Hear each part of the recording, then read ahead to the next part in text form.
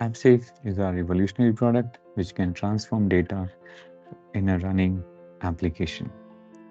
So on the left hand side here, you see a screenshot of an application which has personal information like names, emails, and other details of individuals working with an organization or a customer of an organization. And on the right hand side, you see the same application running with live anonymization performed. So now the details of the person are changed in such a way that this original person cannot be traced back from this anonymized information. And this allows the organization to use the system on the right hand side for training purposes, software testing purposes, and many other purposes. So how do we perform this transformation of data?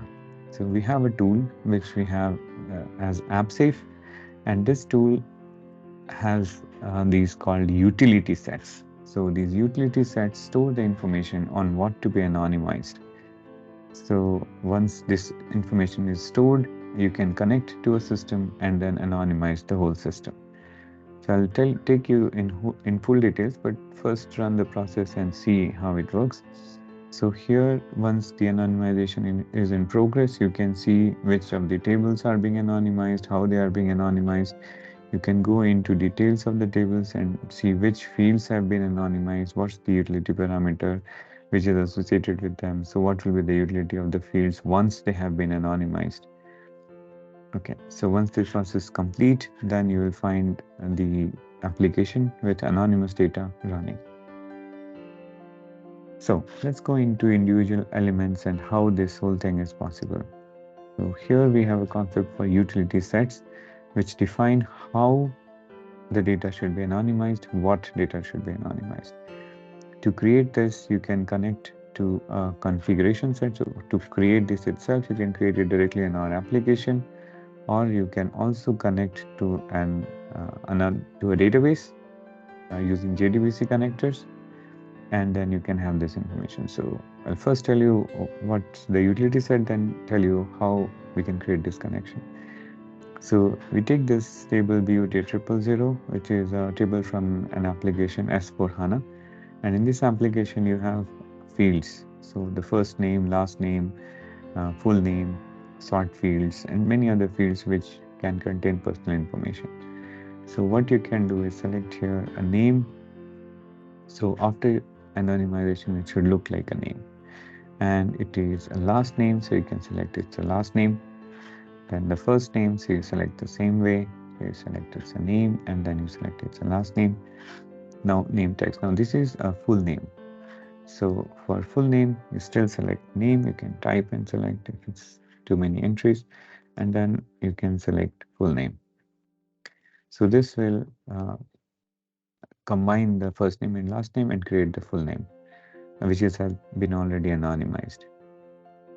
Then you have this as a search field, wherein you can have something else. If you want to anonymize this as a consistent text, so now the search field will remain as a text, which can be used as a code, and then the individual can be searched. So anonymous individual can be searched. Then these are the fields where you have a name, but it's in upper form, or say capitalized names. So you can go here, say uppercase, and it's first name. So you can also say first name. So this then makes it very strong to do the anonymization in a standard way and still give you the benefits of a very custom solution which is necessary for any application to run. You can choose to delete and so on. So once you have done these settings, you can save this.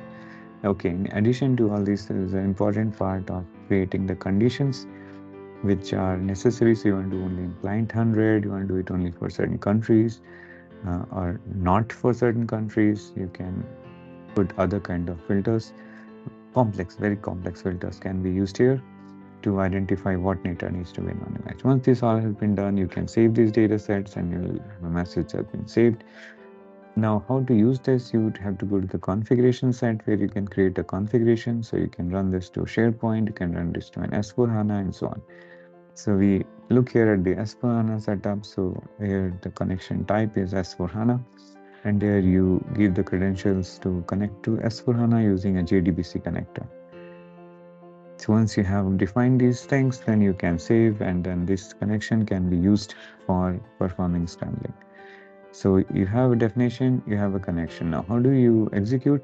So you go to an execution set. So this is where you can define execution sets. You can choose or you can create a new one, but we'll just show you one which is existing.